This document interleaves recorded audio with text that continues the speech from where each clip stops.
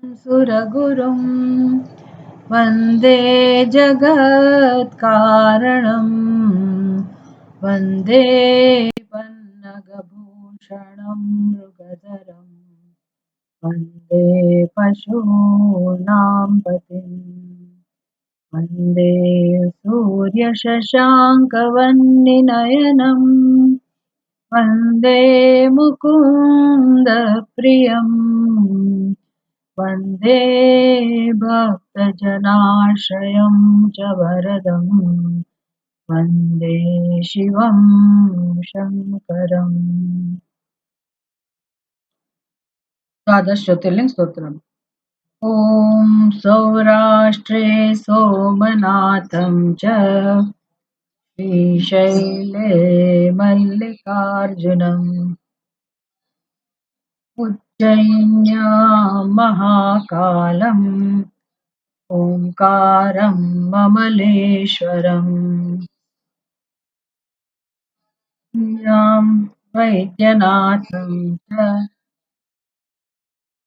कैयां भीमशङ्करम् उच्चबन्धे तु रामेशम् केशं दारुकावने हिमालये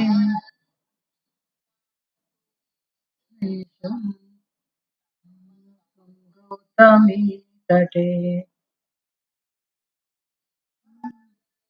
सुखीदारं कुष्मेशं शिवालये तानि ज्योतिर्लिङ्गानि सायं प्रातः पठे नरः सप्तजन्म कृतं पापं स्मरणेन विनश्यति।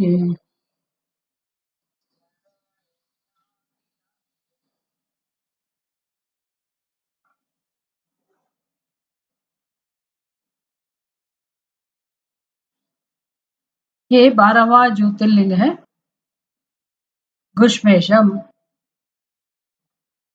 घुष्मेशम तो शिवालय। मैं तुम्हारा माइक्रोफोन बंद रख दो।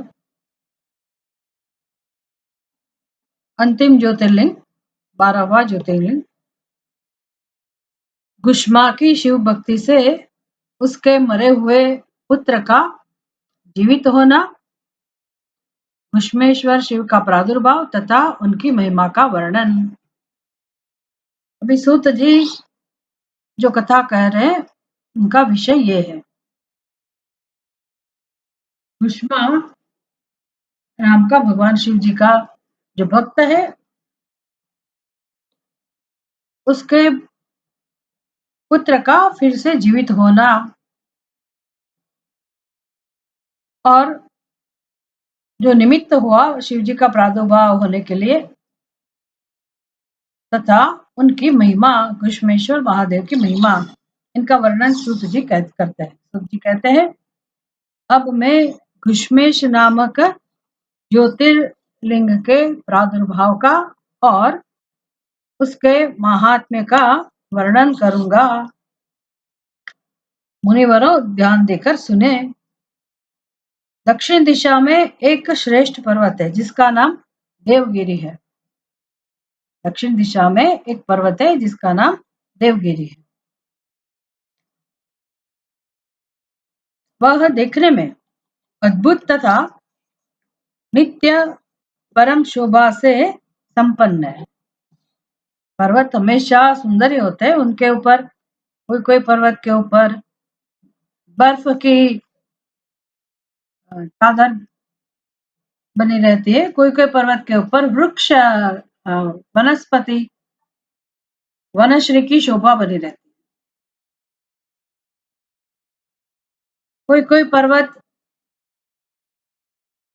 जैसे कि आसमान को छू रहे हैं, बादलों से घिरे हुए होते हैं, पर हमेशा पर्वत की शोभा रमणीय होती है। तो ये दक्षिण दिशा में जो ये पर्वत है, जिसका नाम देवगिरी है, दिखने में अद्भुत तथा नित्य परम शोभा से संपन्न है। उसी के निकट कोई भरद्वाज कुल में उत्पन्न हुआ सुशर्मा नामक ब्रह्मवेत्ता ब्राह्मण रहते थे। देवगिरी पर्वत के पास में सुशर्मा नाम का एक ब्राह्मण, लेकिन ब्रह्मवेत्ता ब्राह्मण, सामान्य ब्राह्मण नहीं, ब्रह्मवेत्ता ब्रह्मज्ञानी, और भारद्वाज कुल में उत्पन्न हुआ था। वो ब्राह्मण पर्वत के पास में रहते थे। उनकी प्रिय पत्नी का नाम सुदेहा, पत्नी का नाम सुदेहा था। वह सदा शिव धर्म के पालन में तत्पर रहती थी। उसके कामकाज में कुशल थी और सदा पति की सेवा में लगी रहती थी। ये जो अपने धर्म है, कर्तव्य है, पत्नी का कर्तव्य, पति का कर्तव्य, ब्राह्मण का कर्तव्य, अपने अपने कर्तव्य में निष्ठ रहकर वो लोग अपना जीवन जी रहे थे। द्विज श्रेष्ठ सुशर्मा भी देवताओं को और अतिथियों को उनकी पूजा करते थे, उनके पूजक थे। ये वेद वर्णित मार्ग पर चलते और नित्य अग्निहोत्र क्रिया करते थे। वो जमाने में तो सभी ब्राह्मणों का नित्य कर्म अग्निहोत्रादि क्रियाएं थी। अग्निहोत्र यज्ञ है, यज्ञ का नाम है, और हमेशा गृहस्थी लोग अपने घर में उसका प्रेम से, निष्ठा से हमेशा उसका आचरण करते थे। तो ये ब्राह्मण दंपति भी नित्य वेद धर्म पर चलने वाले थे, वो मार्ग पर चलने वाले थे, वेद वर्णित मार्ग पर चलने वाले थे, और नित्य अपने घर में अग्निहोत्र किया करते थे। तीनों काल की संध्या करने से उनकी कांति सूर्य के समान उद्दीप्त थी। ये जो वर्णन है ना, वो मात्र शब्द नहीं है, वर्णन करने के लिए ही वर्णन होता है ऐसा नहीं है। ये सही में इसका प्रभाव है। जो व्यक्ति धर्मनिष्ठ है, सात्विक है, और अपने कर्तव्य का हमेशा प्रेम से पालन करते, आचरण करते हैं, तो स्वाभाविक उसका प्रभाव उसके चेहरे पे पड़ता है। उनकी एक ऑरा बनती है, अपने चेहरे पे एक तेज रहता है हमेशा। तो ये सूर्य के समान उनकी कांति भी उद्दीप्त थी। वे वेद शास्त्र के मर्मज्ञ थे और शिष्यों को पढ़ाया करते थे। वही तो ब्राह्मण का काम है, पढ़ना और पढ़ाना। पर वेद शास्त्र का अध्ययन किया हुआ होना चाहिए। तो ये ब्राह्मण भी मर्मज्ञ थे और शिष्यों को पढ़ाया करते थे। भगवान होने के, धनवान होने के साथ, ब्राह्मण कभी धनवान नहीं होते थे उस जमाने में, हमेशा गरीब ब्राह्मण, बेचारे ब्राह्मण, ऐसी वार्ताएं होती है, कथाएं होती है। लेकिन ये तो धनवान भी थे, धनवान होने के साथ ही बड़े दाता थे। ब्राह्मण और दाता, ये भी उनका गुण है। सौजन्य आदि सद्गुणों के भाजन थे।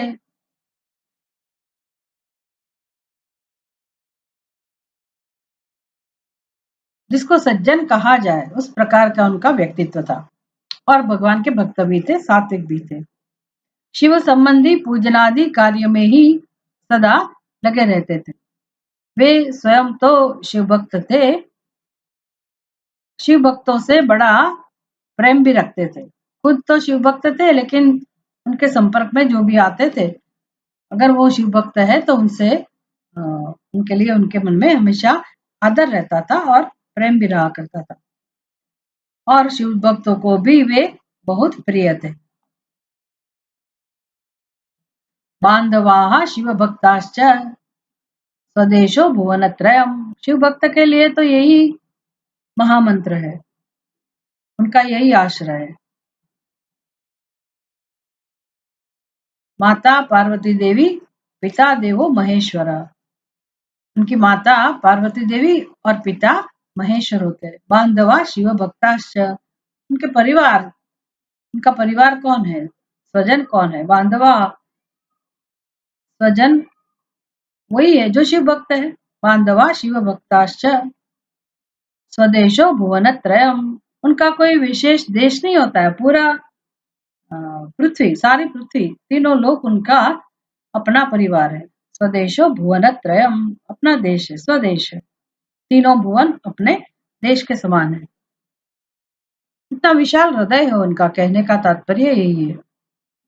यह सब कुछ होने पर भी उनके पुत्र नहीं था, कि ब्राह्मण दंपति को कोई संतान नहीं थी। इससे ब्राह्मण को तो दुख नहीं होता था, परंतु उनकी पत्नी बहुत दुखी रहती थी। पड़ोसी और दूसरे लोग भी उसे ताना मारा करते थे। यह पति से बार बार पुत्र के लिए प्रार्थना करती थी। पति उसको ज्ञानोपदेश देकर समझाते थे, परंतु उसका मन नहीं मानता था। अंततोगत्वा ब्राह्मण ने कुछ उपाय भी किया, परंतु वह सफल नहीं हुआ। तब ब्राह्मणी ने अत्यंत दुखी होकर बहुत हठ करके अपनी बहन घुष्मा से पति का दूसरा विवाह करा दिया। ये कथा में तो ऐसा है कि ब्राह्मण की पत्नी जो सुदेहा जिनका नाम था, सुशर्मा ब्राह्मण का नाम था, भारद्वाज कुल में जन्मे थे, शिव भक्त थे, तो संतान नहीं थी। तो उनकी पत्नी ने विनती करके, जिद करके अपनी बहन जो थी घुष्मा जिनका नाम था, उनके साथ पति का दूसरा विवाह करा दिया। तो ये वो जमाने में ऐसे व्यवहार करते थे लोग। पर जो भी भक्त है उनके जीवन में तो हमने देखा है, जैसे शंकराचार्य जी का जन्म कैसे हुआ, मार्कंडेय का जन्म कैसे हुआ, तो बड़े बड़े जो भक्त हुए उनका जन्म किस प्रकार हुआ। पहले उनके माता पिता को भी संतान नहीं थी, तो हमेशा वो भगवान की शरण में जाते थे, उपासना करते थे, तपश्चर्या करते थे, और भगवान का अनुग्रह उनको मिलता था। फिर भगवान की कृपा से उनके वहां संतान होती थी, संतान प्राप्ति होती थी, लेकिन शर्त के साथ होती थी। कैसा संतान चाहिए? लंबी उम्र वाला संतान चाहिए और संसारी बुद्धि का संतान चाहिए, तो ये भी मिलेगा। और अगर आप अति पवित्र, बुद्धिमान, परंतु अल्पायु ऐसे संतान चाहते हैं, दो में से एक आपको मिलेगी, जो आपको चाहिए आप पसंद कीजिए।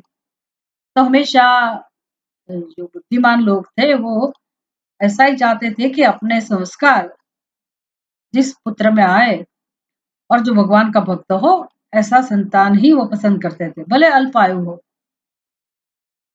पर यहाँ तो इस कथा में तो अपनी बहन के साथ उसका विवाह करा दिया। बहन का नाम था घुष्मा। ये ऐसा मंदिर है, पहला ज्योतिर्लिंग, कि जिनके जो स्त्री के नाम से भगवान शिव जी का नाम जुड़ा हुआ। घुष्मा उनके भगवान, उनके ईश्वर, घुष्मेश्वर, उनके नाम से पड़ा है। तो ये ऐसे उनका विवाह करा दिया। विवाह से पहले सुधर्मा ने, सुशर्मा नहीं लेकिन सुधर्मा नाम था, सुधर्मा ब्राह्मण का नाम था, सुधर्मा। विवाह से पहले सुधर्मा ने उसको समझाया कि इस समय तो तुम बहन से प्यार कर रही हो, परंतु जब उसके पुत्र हो जाएगा तब इससे स्पर्धा करने लगोगी।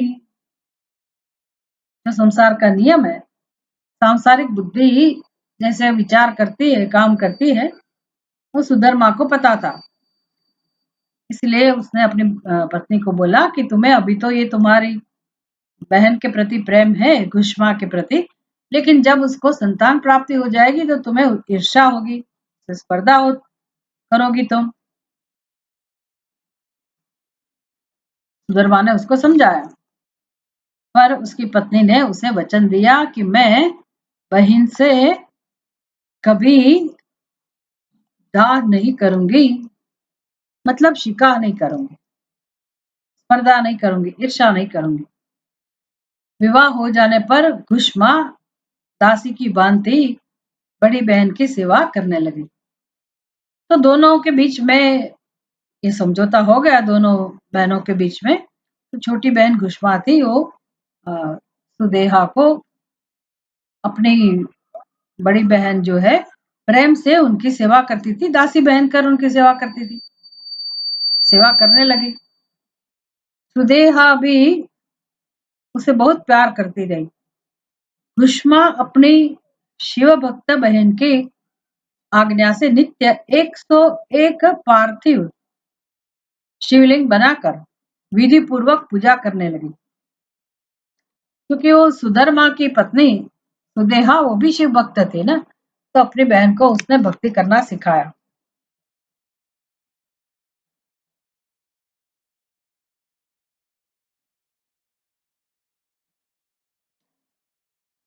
जितने भी महापुरुष हुए हैं इस जगत में, खास करके अपने भारत देश में, स्वामी विवेकानंद हो, रामकृष्ण परमहंस हो, तुलसीदास हो, संत एकनाथ है, जो भी भक्त है, विद्वान है, महापुरुष है, उनका जन्म ऐसे माता पिता के माध्यम से हुआ है कि जिन्होंने अपने जीवन में बहुत तपश्चर्या की हो। विवेकानंद जी भी समझाते थे कि जिस माता पिता को उच्च संतान चाहिए, उत्तम कक्षा की संतान अगर वो चाहते हैं, तो माता पिता को भगवान की नियमित रूप से सेवा अर्चना करनी चाहिए, तपश्चर्या करनी चाहिए, खुद को पवित्र बनाए, अपने मन को भी पवित्र बनाए, भगवान की कृपा अनुग्रह भी प्राप्त करे, तब बाद में जाके उनको अच्छी संतान प्राप्त होती है। तो ये बहन ने भी, सुदेहा ने भी घुष्मा को ये सब सिखाया, और वो भी हर रोज नित्य 100 पार्थिव लिंग बनाकर विधि पूर्वक पूजा करने लगी। पूजा करके वह निकटवर्ती तालाब में उनका विसर्जन कर देती थी। जो पार्थिव शिवलिंग था उसका रोज विसर्जन करने का, और रोज उनका उसका सर्जन भी करने का। शंकर जी की कृपा से उसके एक सुंदर, सौभाग्यवान और सद्गुण संपन्न पुत्र हुआ। घुष्मा का कुछ मान बढ़ा। इससे सुदेहा के मन में दाह पैदा हो गई। स्वाभाविक है। समय पर उस पुत्र का विवाह हुआ। पुत्र वधू घर में आ गई। अब तो वह और भी जलने लगी। सुदेहा की बात है, उसकी बहन की शादी हो गई, भगवान की कृपा से उनके वहां संतान प्राप्ति भी हुई, पुत्र प्राप्ति हुई, और उसका विवाह भी हो गया। पुत्र वधू घर में आ गई तो सुदेहा को और जलन होने लगी। ये संसारी बुद्धि है, किसी को छोड़ती नहीं है, चाहे कितनी बेभक्ति करे, लेकिन मनुष्य के अंदर ये सब जो आसुरी तत्व है वो काम करते ही रहते हैं।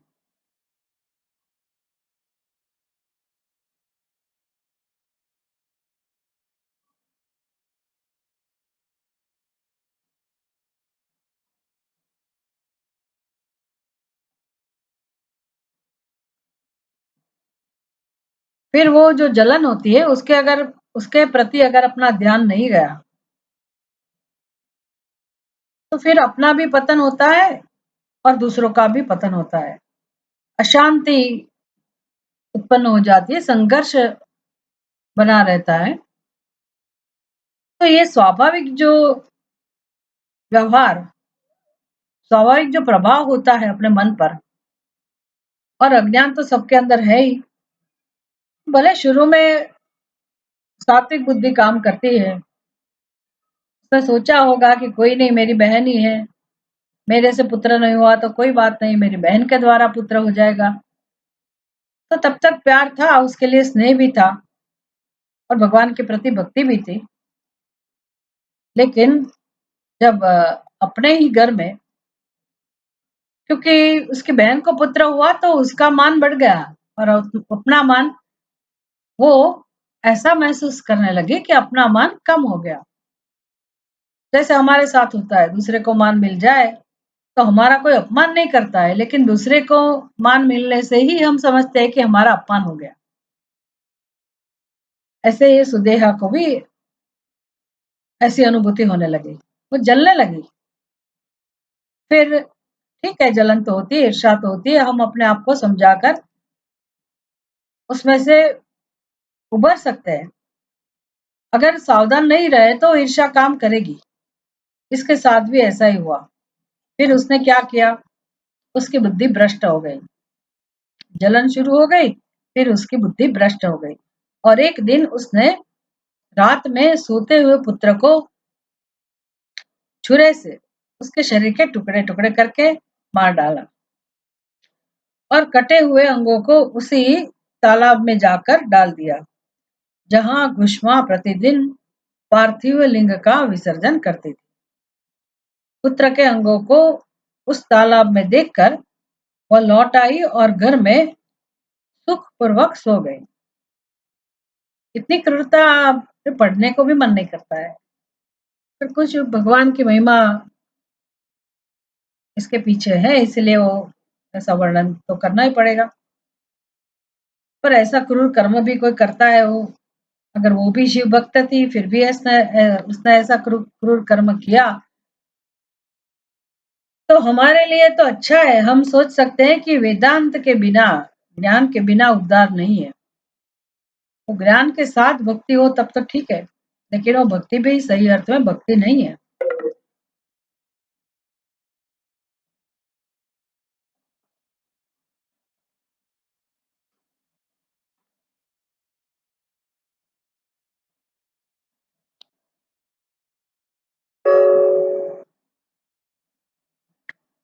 तो उसने उस पुत्र को मार डाला और तालाब में फेंक दिए टुकड़े और अपने आप घर में जाके सुख पूर्वक वो सो गई।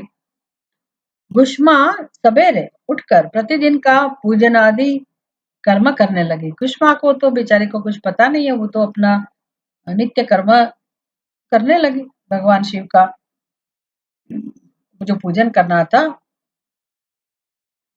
वो पूजन आदि कर्म करने लगी। श्रेष्ठ ब्राह्मण सुधर्मा स्वयं भी नित्य कर्म में लग गए। उसी समय उनकी ज्येष्ठ पत्नी सुदेहा सुदेहा भी उठी और उसने बड़े आनंद से घर के काम काज करने लगे। वही जो जिसने पुत्र को मार डाला, क्योंकि उसके हृदय में पहले जो ईर्ष्या की आग जलती थी वह अब बुझ गई थी, शांति हो गई उसने जब पुत्र को मार डाला। तो प्रातः काल जब बहू ने उठकर पति को पति की शैया की तरफ देखा तो वह खून से भीगी दिखाई दी और उस पर शरीर के कुछ टुकड़े दृष्टिगोचर हुए। उससे उसको बड़ा दुख हुआ। उसने अपनी सास घुष्मा के पास जाकर निवेदन किया।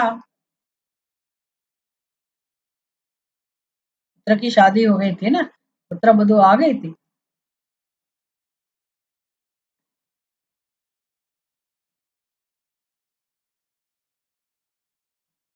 उसने अपनी सास के साथ कैसे बातचीत की, वो कैसे संबोधन करती है अपनी सास को, कहती है आर्ये। आर्या का उद्बोधन होता है आर्ये, संबोधन। उत्तम व्रत का पालन करने वाली आर्ये, अपनी सास को ऐसे वो संबोध करती है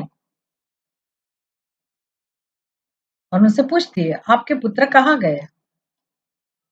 उनकी शैया रक्त से भीगी हुई है और उस पर शरीर के कुछ टुकड़े दिखाई देते हैं। अरे रे, मैं मरी गई, किसने यह दुष्ट कर्म किया है। ऐसा कहकर यह बेटे की प्रिय पत्नी भांति भांति से करुण विलाप करती हुई रोने लगी। उसका नाम नहीं दिखाया इधर, कि पुत्रवधू का नाम क्या था, लेकिन पुत्रवधू विलाप करने लगे। सुधर्मा की सुधर्मा की बड़ी पत्नी सुदेहा भी उस समय रोने लगी।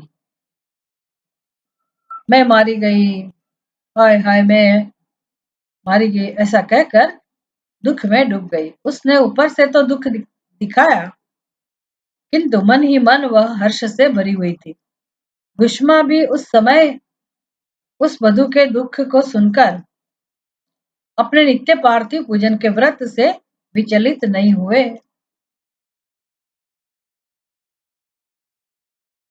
मतलब उसके पति पूजन में वो लगे रहे, भगवान शिव जी की पूजा करने में व्यस्त थे, तो उन्होंने अपनी पूजा चालू रखी, वो विचलित नहीं हुए। उसका मन बेटे को देखने के लिए तनिक भी उत्सुक नहीं हुआ। उसके पति की भी ऐसी ही अवस्था थी। जब तक नित्य नियम पूरा नहीं हुआ, तब तक उन्हें दूसरी किसी बात की चिंता नहीं हुई। वो इतने बड़े भक्त थे भगवान के, घर की कोई चिंता नहीं करते थे बेचारे, भगवान की भक्ति में ही वो लगे रहते थे, इसलिए उसको कुछ सुना ही नहीं दिया। तो उसने कुछ चिंता भी नहीं की पुत्र की, वो तो अपनी पूजा में व्यस्त रहे। दोपहर को पूजन समाप्त होने पर भीष्मा ने अपने पुत्र की भयंकर शैया पर दृष्टिपात किया, तथापि उसने मन में किंचित मात्र भी दुख नहीं माना। वह सोचने लगी, मतलब वो भी दृढ़ थी। कौन? गुष्मा, वो भी भक्त थी, चलित नहीं हुई। दुख तो हुआ होगा लेकिन वो दृढ़ रही। वह सोचने लगी, जिन्होंने यह बेटा दिया था, ये ही उसकी रक्षा करेंगे। वे भक्त प्रिय कहलाते हैं, काल के भी काल है और सत्पुरुषों के आश्रय है। एकमात्र वे प्रभु सर्वेश्वर शंभु ही हमारे रक्षक है। भगवान में इतनी अपार श्रद्धा थी ना, और भगवान की कृपा से ही उनको संतान हुआ था, संतान प्राप्ति हुई थी। इसलिए पति पत्नी दोनों अपनी भक्ति में वो दृढ़ थे। वो विलाप नहीं किया उन्होंने, वो दुखी नहीं हुए। उन्होंने सोचा कि भगवान की कृपा से संतान मिला था, पुत्र मिला था, भगवान का ही पुत्र था, वही रक्षक है। तो वो तो अपना जो पूजन का काम था वो उसमें वो व्यस्त रहे। उनको श्रद्धा थी, एकमात्र वे प्रभु सर्वेश्वर शंभु ही हमारे रक्षक है। वे माला गुथने वाले पुरुष की भांति जिनको जोड़ते हैं, उनको अलग भी करते हैं। ये तो ब्रह्म ज्ञानी हुए कि भाई दोनों की स्थिति ऐसी है। वो तो दृष्टांत देते हैं कि जैसे माली फूल को जोड़ता भी है और फूल को अलग भी करता है, भगवान ऐसा ही करते हैं। अतः अब मेरे चिंता करने से क्या होगा? इस तत्व का विचार करके उसने शिव के भरोसे धैर्य धारण किया और उस समय दुख का अनुभव नहीं किया। वह पूर्ववत पार्थिव शिवलिंग को लेकर स्वस्थ चित्त से शिव के नामों का उच्चारण करती रही और उच्चारण करती हुई उस तालाब के किनारे गई। उन पार्थिव लिंगों को तालाब में डालकर जब वह लौटने लगी, तो उसे अपना पुत्र उसी तालाब के किनारे खड़ा दिखाई दिया। यहाँ ऐसी कथा है, सब जगह हमने देखा कि कुछ विघ्न आते हैं, मुश्किल आती है, ऐसी परिस्थिति उत्पन्न होती है, तो सभी भक्त भगवान की शरण में जाकर रोते हैं, द्रवित हो जाते हैं और भगवान को प्रार्थना करते हैं कि भगवान हमें इससे बचाइए। लेकिन ये शिव भक्त ऐसे निकले, पति पत्नी दोनों तत्व ज्ञानी थे, तो उन्होंने अपने ज्ञान का उपयोग किया, ज्ञान शक्ति उनके साथ रही, वो दुख में बह नहीं गए। उन्होंने सोचा भगवान शिव जी हमारी शरण है, वही हमारे रक्षक है, उनकी कृपा से ही हमें ये संतान प्राप्त हुआ था, तो उनको अधिकार है मिलाना, मिलना बिछड़ना उनके संकल्प से होता रहता है। तो दुख तो था, लेकिन क्या करें, भगवान ने जो किया उसका स्वीकार करने में वो लोग व्यस्त थे मानसिक रूप से। कैसे हम उसका स्वीकार करें, जो भी परिस्थिति आई उसका स्वीकार हम कैसे कर सके। तो कुछ शिकायत नहीं की भगवान के प्रति, दुखी मन से ही वो अपने आप को समझाने लगे कि हम भगवान की शरण में, अब क्या हो सकता है, जो हो गया सो हो गया। तो लेकिन अपनी पूजा चालू रखी। मुख्य बात ये है यहाँ पर कि वो लोग विचलित नहीं हुए और भगवान की पूजा का जो उनका नित्य कर्म था उसमें कोई बाधा नहीं आने दी। हमारे जीवन में हम भक्ति करते हैं, पूजा करते हैं, लेकिन कुछ भी प्रतिकूलता हो तो हम उसको बाजू में रख देते हैं और शिकायत भी करते हैं, रोने भी लगते हैं। हमें ज्यादा दुख होता है कि हम इतने भक्त हैं तो हमारे जीवन में ऐसा क्यों हुआ। हमारी सोच ऐसी होती है। लेकिन ये दंपति विद्वान थे तो और दृढ़ भक्ति भी थी भगवान के अंदर, इसलिए उन्होंने भगवान की जो इच्छा है, भगवान का जो संकल्प है, उसको प्रणाम किया और अपनी जो पूजा का नित्य क्रम था उसको उसने चालू रखा। जब उसने, भगवान ने भी देखा होगा कि ये तो मेरे पूजा में व्यस्त है, दृढ़ है, रोते भी नहीं है, कोई शिकायत भी नहीं है, तो भगवान ने अपने आप उनका दुख दूर किया और तालाब के किनारे उनका पुत्र उनको दिखाई दिया, खड़ा दिखाई दिया। सूत जी कहते हैं, ब्राह्मणों उस समय वहां अपने पुत्र को जीवित देखकर उसकी माता घुष्मा को न तो हर्ष हुआ और न विषाद। तुल्य निंदा स्तुतिर मौनी, ऐसे भक्त की जैसी स्थिति है घुष्मा की। न तो हर्ष हुआ, न तो हर्ष हुआ और न विषाद, वह पूर्ववत स्वस्थ बनी रही। इसी समय उस पर संतुष्ट हुए ज्योति स्वरूप महेश्वर शिव शीघ्र उनके सामने प्रकट हो गए। शिव बोले, सुमुखी, मैं तुम पर प्रसन्न हूँ, वर मांगो। तेरी दुष्टा स्वतन ने इस बच्चे को मार डाला था, अतः मैं उसे त्रिशूल से मारूंगा। बस यही भगवान शिव जी का काम है, अपने भक्त की रक्षा करना और जो अपने भक्तों को परेशान करते हैं उनको दंड देना, ये शिव जी का कार्य है। और भगवान प्रसन्न भी इसलिए हुए कि दोनों दंपति जो भी ज्ञान प्राप्त हुआ था अपने जीवन में, जो भी उन्होंने ज्ञान प्राप्त किया था और भगवान शिव जी की इच्छा में अपनी इच्छा मिलाई, पूर्ण रूप से भगवान शिव के प्रति वो समर्पित थे। तो ये सब देखकर भगवान को बहुत अनुकंपा हुई उनके प्रति। भगवान भी जानते हैं हमारा दुख, हम अगर अपना दुख व्यक्त ना करें तो भी भगवान को पता रहता ही है और भगवान उसका उपाय करते हैं, हम प्रार्थना न करें तब भी। लेकिन ये बहुत उच्च कक्षा के भक्त हैं, ये कथा ऐसे भक्त की है। हम जैसे लोग ऐसे स्वस्थ नहीं रह सकते। हमारे जीवन में छोटी मोटी तकलीफ आती है, विघ्न आता है, तब भी हम निर्बल हो जाते हैं, रोने लगते हैं, अपनी श्रद्धा से भी हिल जाते हैं, भगवान में श्रद्धा भी नहीं रख पाते और हमारा नित्य क्रम वो भी हम चालू नहीं रख सकते। लेकिन ये पति पत्नी दोनों तटस्थ हृदय से, शुद्ध भावना से, पूर्ण श्रद्धा से भगवान की भक्ति वो करते थे, इसलिए भगवान शिव जी ने उनको ऐसा फल दिया उनकी पूजा का। सूत जी कहते हैं, तब घुष्मा ने शिव को प्रणाम करके उस समय यह वर मांगा, हे नाथ, यह सुदेशा मेरी बड़ी बहन है, अतः आपको इसकी रक्षा करनी चाहिए।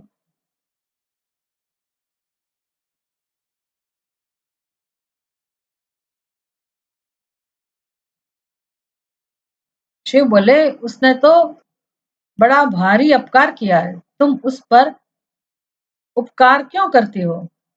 दुष्ट कर्म करने वाली सुदेहा तो मार डालने के भी योग्य है, मार डालने के ही योग्य है। भगवान शिव जी तो यही देखेंगे। दंड देना उनका धर्म है भगवान शिव जी का। पर घुष्मा कहती है, घुष्मा ने कहा, देव आपके दर्शन मात्र से पातक नहीं ठहरता।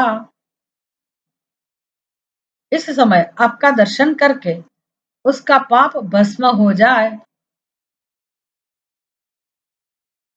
कैसी श्रद्धा है घुष्मा की भगवान शिव जी के प्रति। घुष्मा कहती है कि भगवान आप उनको मारने की सोच रहे, लेकिन अगर किसी को भी, कोई कितना भी पापी क्यों ना हो, अगर उसको आपका दर्शन हो जाए तो आपके दर्शन का प्रभाव ही ऐसा है कि उनका किया हुआ दुष्कर्म पातक उसका भी नाश हो जाता है।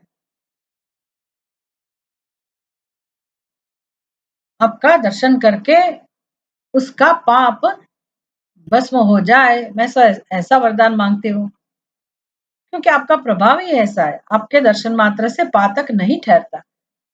ये बात भी हम देख सकते हैं कि कोई पूजा में मंदिर में सब लोग नहीं जा पाते, कोई संत के पास भी कोई ऐसे लोग नहीं जा सकते। तो कुछ ऐसे नियम है कुदरत के अंदर जो इनके ऐसे लोगों के करीब भी नहीं आने देते, वो भगवान अपने करीब भी नहीं आने देते। जहाँ जहाँ ऐसी धार्मिक प्रक्रिया होती है, यज्ञ याग आदि होता है, पूजा पाठ होते हैं, ऐसे सात्विक वातावरण में ऐसे क्रूर जो लोग हैं वो सामान्यतः उधर नहीं जा सकते। अगर वो उधर गया तो उसका पाप नष्ट हो जाता है। भगवान का ऐसा प्रभाव है। तो ये घुष्मा को पता है, इसलिए भगवान को कहती है, भगवान आपके दर्शन मात्र से ही, भले उसने इतना पाप किया, क्रूर कर्म किया, फिर भी उसका कर्म का नाश हो जाएगा, उसके पाप का नाश हो जाएगा। और मैं प्रार्थना करती हूँ, मैं वरदान मांगती हूँ कि उसने जो ऐसा दुष्कर्म किया, भगवान आपके दर्शन से उसका पाप भी नाश हो जाए, बहुत दूर भाग जाता है। उसके दर्शन मात्र से पाप बहुत दूर भाग जाता है, ऐसी उसकी श्रद्धा है। ठीक है, ये तो वरदान मांगा उसने, किसने, घुष्मा ने, कि भगवान मैं ऐसा आपसे वरदान मांगती हूँ कि आपके दर्शन मात्र से पातक नहीं ठहरता। इस समय आपका दर्शन करके उसका पाप भस्म हो जाए। जो अपकार करने वालों पर भी उपकार करता है, उसके दर्शन मात्र से पाप बहुत दूर भाग जाता है। ये अपने किए हुए कर्म, सत्कर्म जो है, उसका प्रभाव वो कह रही है घुष्मा। ज्ञानी भी है ना, तत्ववेत्ता है, इसलिए वो भगवान शिव जी के समक्ष कहती है कि भगवान भगवान शिव जी कह रहे हैं कि तुमने उसके ऊपर उपकार किया और तुम्हारी बहन तुम्हारे ऊपर अपकार कर रही है, तो ऐसे लोग तो, ऐसे लोगों का तो नाश हो जाना चाहिए, दंड मिलना चाहिए। घुष्मा ऐसा कहती है, भगवान जिसने उपकार किया है, तो उपकार करने वाले के प्रति भी अगर कोई अपकार करता है, तो उपकार जिसने किया है उसका प्रभाव बढ़ जाता है। क्या प्रभाव होता है? उसके दर्शन मात्र से ही पाप बहुत दूर भाग जाता है। मतलब अपने व्यवहार पर, अपने जीवन पर, अपने आचरण पर, अपने धर्म का पालन जो करती है उसके ऊपर उसकी परम श्रद्धा है। वो खुद कहती है कि मैंने ऐसे उपकार किया है और उसने भले मेरे प्रति अपकार किया, फिर भी मैं उपकार कर रही हूँ उसके ऊपर, तो इसका फल मुझे जरूर मिलेगा, क्योंकि ऐसे करने वालों के दर्शन मात्र से पाप दूर भाग जाता है। तो हे प्रभु, यह अद्भुत भगवत वाक्य मैंने सुन रखा है। वो खुद मैं जानती हूँ ऐसा नहीं कहती है, वो शिव जी को कहती है कि मैंने ऐसा भगवत वाक्य सुना है। ये कहीं उन्होंने सत्संग में सुना होगा घुष्मा ने, इसलिए वो कहती है कि अपकार करने वाले के प्रति कोई उपकार करता है तो उनके दर्शन मात्र से पाप भाग जाता है। मैंने ऐसा सुना है, इसलिए हे सदाशिव, जिसने ऐसा कुकर्म किया है वही करे, मैं ऐसा क्यों करूं। मतलब मुझे तो, मैं नहीं मानती कि मुझे उसे सजा देनी चाहिए, मुझे उसका नाश करना चाहिए, ऐसा मैं नहीं मानती हूँ। अपना कर्म वो करे, कुकर्म करने वाले अपने कुकर्म करते रहे। मैं तो सत्कर्म करती हूँ, मेरा स्वभाव है, मैं तो वही करूंगी। ये तो भक्त लोग ही करते, संसारी लोग नहीं कर सकते ऐसा।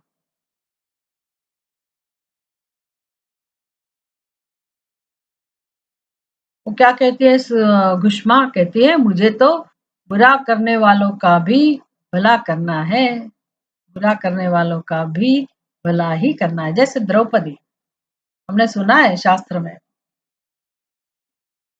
महाभारत में, कि द्रौपदी के 5 संतान उसकी हत्या की गई, और भगवान कृष्ण उनका बदला लेने के लिए कह रहे थे। 5 पांडव भी उनको मारने के लिए तैयार थे। अश्वत्थामा को पार्वती ने, अरे द्रौपदी ने कहा कि मेरे संतान की मृत्यु से मुझे जितना दुख हुआ है, तो उसकी मृत्यु से उसकी माँ को भी इतना ही दुख होगा। मैं ऐसा करना नहीं चाहती हूँ, उसे माफ कर दिया। ऐसे घुष्मा ने भी अपनी बहन के कर्म को माफ कर दिया। सूत जी कहते हैं, घुष्मा के ऐसा कहने पर दया सिंधु भगवान भक्तवत्सल महेश्वर और भी प्रसन्न हुए तथा इस प्रकार बोले, मतलब भगवान भी अपनी परीक्षा लेते हैं। दंड तो भगवान देना चाहते हैं, क्योंकि वो बंधे हुए हैं सिद्धांत के साथ, और अपने भक्तों की रक्षा करना अपना कर्तव्य है, उसका पालन करते हैं। लेकिन भगवान अंततोगत्वा सबका भला ही चाहते हैं। इसलिए कृष्ण भगवान अपने जीवन में उनके प्रति अपकार करने वाले जितने भी राक्षस थे, पूतना से शुरू करके जितने भी राक्षस असुर ने आके भगवान को कष्ट दिया, भगवान ने सबको मोक्ष दिया, उसका वध किया, ऐसा नहीं कहते हैं भागवत कथा में, कहते हैं उनको मोक्ष दिया। क्योंकि भगवान के हाथ से जो भी कर्म होते हैं वो जीव का मोक्ष ही होता है। उनके संपर्क में जो भी आते हैं भगवान उनको वही गति देते हैं। गति तो अच्छी ही देते हैं, भले उनका वध किया लेकिन उनकी गति अच्छी होती है, क्योंकि भगवान ने वध किया है। भगवान ऐसा चाहते हैं सभी जीव धीरे धीरे अपना कल्याण करे और उसकी तरफ आए।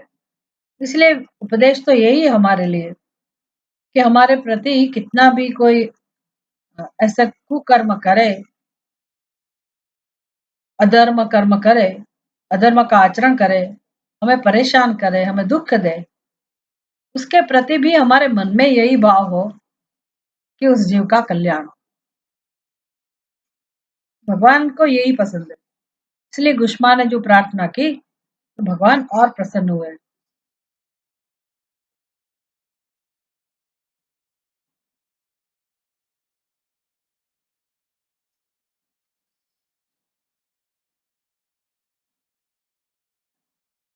तो भगवान प्रसन्न हुए तथा इस प्रकार बोले, हे घुष्मे, सीता का संबोधन सीते होता है ना, इसे घुष्मा का संबोधन घुष्मे होता है। आर्या का संबोधन आर्ये, तो घुष्मे, शिव जी कह रहे हैं घुष्मे, तुम कोई और भी वर मांगो, मैं तुम्हारे लिए हित कर वर अवश्य दूंगा, क्योंकि तुम्हारी इस भक्ति से और विकार शून्य स्वभाव से मैं बहुत प्रसन्न हूँ। भले ये कथा है लेकिन भगवान को क्या पसंद है वो हमें उपदेश में समझा रहे हैं। सूत जी ये सब भी समझा रहे हैं। कथा का वर्णन जिसने किया है, जैसी कथा होगी उसमें भी हमारे लिए तो यही मैसेज है, यही संदेश है कि भगवान को क्या पसंद है, भगवान किससे प्रसन्न होते हैं। तो भगवान कहते हैं, हे घुष्मे, तुम्हारी इस भक्ति से, और इस भक्ति मतलब दृढ़ भक्ति, निष्काम भक्ति, निष्काम भक्ति से और विकार शून्य स्वभाव से। विकार शून्य स्वभाव, विकार शून्य स्वभाव ज्ञानियों का ही होता है। परम भक्त है उनका ही स्वभाव ऐसा होता है, विकार शून्य। विकार शून्य मतलब प्रत्याघात उत्पन्न नहीं होते जिनके हृदय में। बाहर तो परिस्थितियां ऐसे प्रतिकूल रूप में प्रकट होती रहती है, द्वंद के रूप में परिस्थितियां प्रकट होती रहती है, लेकिन उनके प्रति कोई विकार उत्पन्न नहीं होते। ऐसी जो व्यक्ति है उसको बोलते हैं विकार शून्य स्वभाव। तो हे घुष में तुम्हारा ये स्वभाव, विकार शून्य स्वभाव से मैं बहुत ही प्रसन्न हूँ। प्रसन्न हूँ मतलब भगवान उनके साथ ही है, हमेशा सर्वदा साथ है। कहाँ कहाँ पे है भगवान? उनके हृदय में, उनकी बुद्धि में परमात्मा ही है, इसीलिए वो तो खुद भगवत स्वरूप हो जाते हैं। पर ये कथा के द्वारा हमको सिखाना है, इसलिए उपदेश में ऐसा कहा जाता है कि भगवान शिव ऐसे स्वभाव वाले लोगों के प्रति हमेशा प्रसन्न रहते हैं, उदार रहते हैं। भगवान शिव की बात सुनकर भीष्मा बोली, प्रभु यदि आप वर देना चाहते हैं तो लोगों की रक्षा के लिए सदा यहाँ निवास कीजिए और मेरे नाम से ही आपकी ख्याति हो। ये अच्छा किया। भीष्मा ने, अपने पर तो भगवान प्रसन्न थे ही, वो खुद भगवान के साथ रहने वाली थी, मन से, हृदय से, बुद्धि से, स्वभाव से। भगवान ने प्रमाण भी दे दिया कि तुम मुझे पसंद, मैं तुम्हारे पर प्रसन्न हूँ, तुम्हारे स्वभाव से प्रसन्न हूँ। तब क्या मांगना भगवान के पास? क्या चाहिए भीष्मा को? जब पुत्र भी वापस मिल गया, अभी चाहिए क्या? बदला लेने की क्या जरूरत है? तो वो पूर्णता का अनुभव करने लगी। इसलिए भीष्मा ने अपना कल्याण हो गया, अब लोगों के भले के लिए शिव जी को कह रही है कि भगवान आप यहाँ दूसरे लोगों की रक्षा के लिए, अगर आप मुझे वरदान देना चाहते हैं तो लोगों की रक्षा के लिए सदा यहाँ यहाँ निवास कीजिए और मेरे नाम से ही आपका नाम जुड़ जाए, मेरे नाम के साथ ही आपका नाम भी जुड़ जाए, ऐसा आपका ज्योतिर्लिंग का नाम हो, ऐसी आपकी ख्याति हो। ज्योतिर्लिंग तो बाद में कहेंगे, लेकिन भगवान मेरे नाम से ही आपकी ख्याति हो। तो अमर हो गई वो भीष्मा। तब महेश्वर शिव ने अत्यंत प्रसन्न होकर कहा, मैं तुम्हारे ही नाम से घुष्मेश्वर कहलाता हुआ सदा यहाँ निवास करूंगा और सबके लिए सुखदायक होऊंगा। मेरा शुभ ज्योतिर्लिंग घुष्मेश नाम से प्रसिद्ध हो।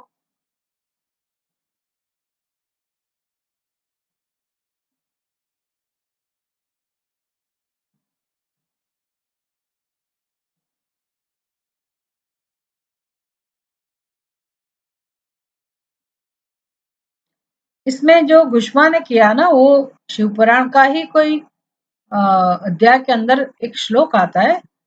इसलिए घुष्मा ने कहा, भगवान मैंने सुन रखा है क्या कि अपकारेषु वर्तेयम उपकारम करोति वै। अपकारेषु वर्तेव उपकारं करोति वै तस्य दर्शनमात्रेण पापं दूरतरं व्रजेत। अपकारेषु युपकरम करोति वै, जिन्होंने अपकार किया है अपने प्रति, हमें परेशान किया है, हमको दुख दिया है, पीड़ा दी है, ऐसे लोगों के प्रति अगर हम उपकार करते रहते हैं, तस्य दर्शन मात्रेण, उनके दर्शन से ही पापम दूरतरम व्रजे, पाप दूर चला जाता है। वो किसी का भी पाप क्यों ना हो, पाप मात्र उनके दर्शन से दूर चले जाते। इसलिए ऐसे लोगों के दर्शन की महिमा है, संत लोगों के दर्शन की महिमा है। क्यों महिमा है? क्योंकि उनके दर्शन से पाप नाश होता है, पाप का नाश होता है। दर्शन से सब पाप मिटे,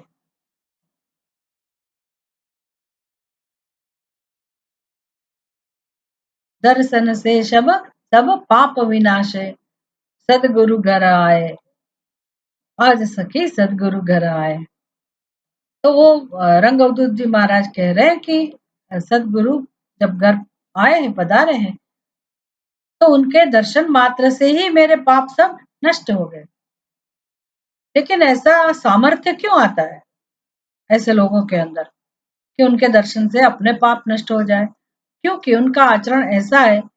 अपकारेषु उपकरम करोति, जिन्होंने अपने प्रति अपकार किया है उनके ऊपर भी अपकार करना। संसारी बुद्धि कैसी है? ईंट का जवाब पत्थर से। ये सूत्र सुना होगा आपने, जैसे कि साथ तैसा। हमें अगर कोई परेशान करते हैं तो हम भी उनको परेशान करते हैं, हम इसमें मानते हैं। तो ठीक है, वो संसारी बुद्धि है। लेकिन सज्जनों की बुद्धि कैसी होती है, संत लोगों की बुद्धि कैसी होती है, और उनको क्या मिलता है, उससे क्या फायदा है, वो लोग ऐसा क्यों कर सकते हैं? क्योंकि उनको भगवान के सिवा कुछ नहीं चाहिए, इसलिए। तो गुष्मा ने ऐसा वरदान मांगा।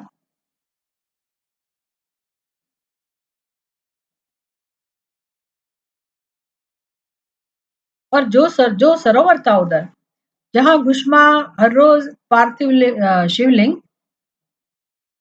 विसर्जित करती थी पूजा करके, वही सरोवर, भगवान कहते हैं यह सरोवर शिवलिंगों का आश्रय हो जाए। इसका मतलब है अभी भी उस सरोवर में शिवलिंग होंगे, अनेक अनेक शिवलिंग होंगे, क्योंकि प्रतिदिन 100 शिवलिंग करके पूजा करके वो उसमें विसर्जित करते थे। इसलिए भगवान ने भी ये वरदान दिया कि यह सरोवर शिवलिंगों का आलय हो जाए। आलय मतलब निवास स्थान, और इसलिए इसकी तीनों लोकों में शिवालय नाम से प्रसिद्ध हो। तो घुष्मेशम तो शिवालय, ऐसा ज्योतिर्लिंग का नाम है ना, घुष्मेशम तो शिवालय।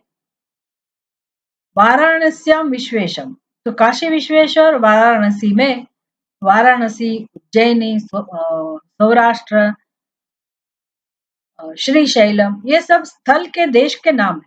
वहां पर भगवान के ज्योतिर्लिंग का स्थान है, ज्योतिर्लिंग के रूप में भगवान उधर स्थित है। तो यहाँ नगरी का नाम क्या है? उज्जैनी नगरी, वाराणसी नगरी। तो यहाँ घुश्मेश के लिए कौन सी नगरी है, क्या देश का नाम क्या है? तो ये सरोवर ही भगवान का ज्योतिर्लिंग के लिए वही स्थल है, इसलिए उनका नाम है शिवालय। तो शिवालय का नाम भी मंदिर है, मंदिर में ज्योतिर्लिंग होना चाहिए, लेकिन यहाँ शिवालय उस स्थल का नाम है जहाँ ये ज्योतिर्लिंग स्थित है। घुश्मेशम तो शिवालय, ऐसा नाम हो गया। भगवान का वरदान ही ऐसा है, तो शिवलिंगों का आलय हो जाए, और इसलिए इसकी तीनों लोकों में शिवालय नाम से प्रसिद्धि हो। यह सरोवर सदा दर्शन मात्र से संपूर्ण अभिष्टों को देने वाला हो। हे सुव्रते, तुम्हारे वंश में होने वाली 101 पीढ़ियों तक ऐसे ही श्रेष्ठ पुत्र उत्पन्न होंगे, इसमें संशय नहीं है। इतना बड़ा वरदान दिया भगवान। वे सबके सब सुंदरी स्त्री, उत्तम धन और पूर्ण आयु से संपन्न होंगे, चतुर और विद्वान होंगे, उदार तथा भोग और मोक्ष रूपी फल पाने के लिए अधिकारी होंगे। 101 पीढ़ियों तक सभी पुत्र गुणों में बड़े बड़े होंगे। तुम्हारे वंश का ऐसा विस्तार बड़ा शोभादायक होगा। कितनी प्रसन्न हुई होगी गुष्मा, ऐसा वरदान तो कहीं किसी को भी नहीं मिला। भगवान शिव जी ऐसे हैं, श्री भक्त के प्रति भी उनका अनुग्रह ऐसा ही है। तो भगवान ने वरदान दे दिया, ऐसा कहकर भगवान शिव वहां ज्योतिर्लिंग के रूप में स्थित हो गए। उनकी घुश्मेश नाम से प्रसिद्धि हुई और उस सरोवर का नाम शिवालय हो गया।